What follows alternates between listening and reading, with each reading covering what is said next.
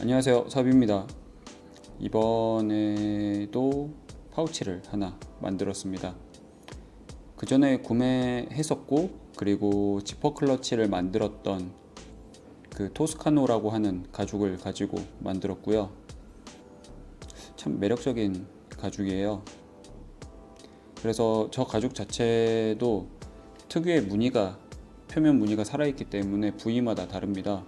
그래서 그 부분에 대해서 조금 고민을 했었고, 그리고 저 길쭉하게 되어 있는 부분은 제가 도안을 따로 만들지 않고 폭만 맞춰서 만들었기 때문에 저렇게 임의로 잘라서 했습니다.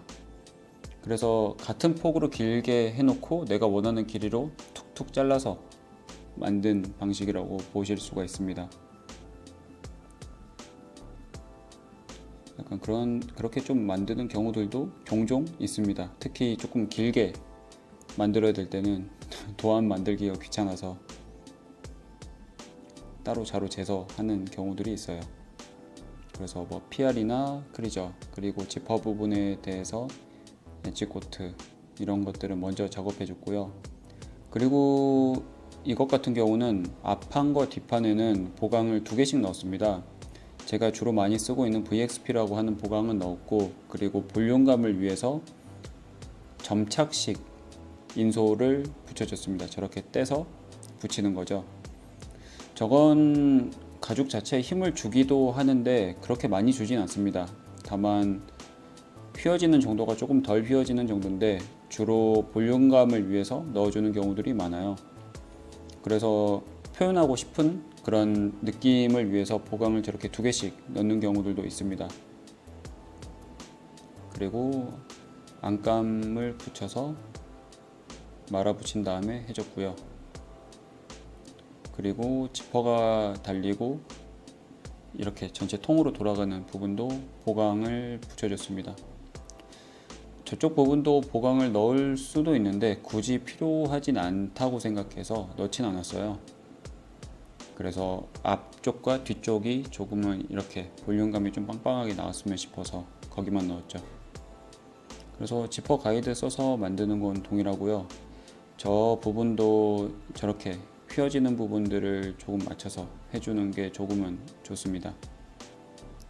그래서 11자 모양으로 지퍼 부분은 먼저 뚫어서 바느질을 해줬고요.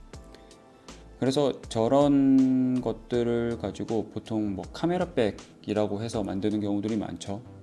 양쪽에 고리만 달고 스트랩만 달면 되는데, 저런 거 할 때 세 부분으로 나뉘는 거죠. 저렇게 앞판, 뒷판, 그리고 동그랗게 돌아가는 저 부분, 저렇게 나눠서 하면 조금은 구분하기 쉽습니다.